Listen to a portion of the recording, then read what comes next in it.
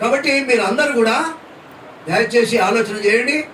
అది కనుక జరగకపోతే నేనే బాధ్యత తీసుకుంటా. నేను చెప్తున్నా కదా, నేనే బాధ్యత తీసుకుంటా, నేను బాధ్యత తీసుకుంటా అని నేను ఉంటుండేనా? కానీ ఎవరో ఒకరు ఉండాలని ఉంచాం, అది అయిపోయింది, అది మర్చిపోదాం, కొత్తది తీసుకుందాం. చాలా సమస్యలు లేవు మన జాతులకు రావాల్సినవి. ఆ సమస్యల కోసం ఖచ్చితంగా పోరాడదాం రాబోయే కాలంలో అని కూడా మరొకసారి సందర్భంగా నేను తెలియజేస్తూ, అంబేద్కర్ ఇచ్చినటువంటి చిన్న అవకాశాలని ఇవాళ మనం పొందినాం కాబట్టి ఇవాళ ఇంతకాలం బతుకుతున్నాం వారి దయ వల్ల.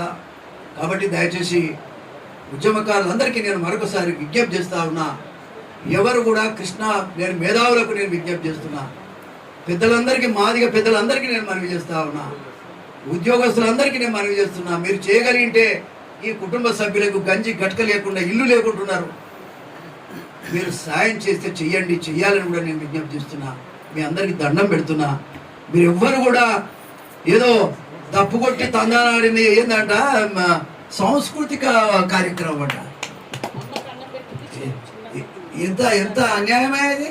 ఇది అవసరం లేదు. మనం కొట్టుకోవచ్చు, మస్తుగా ఊళ్ళలో కొట్టుకోవచ్చు, పండుగలప్పుడు కూడా చేసుకోవచ్చు, ఇబ్బంది ఏం లేదు. కాబట్టి హైదరాబాద్కు మాత్రం ఎవరు పిలిచినా రావద్దు, ఎవరి మాటలు వినొద్దు, నష్టపోవద్దు. అది నేను విజ్ఞప్తి చేస్తాను. నమస్కారం.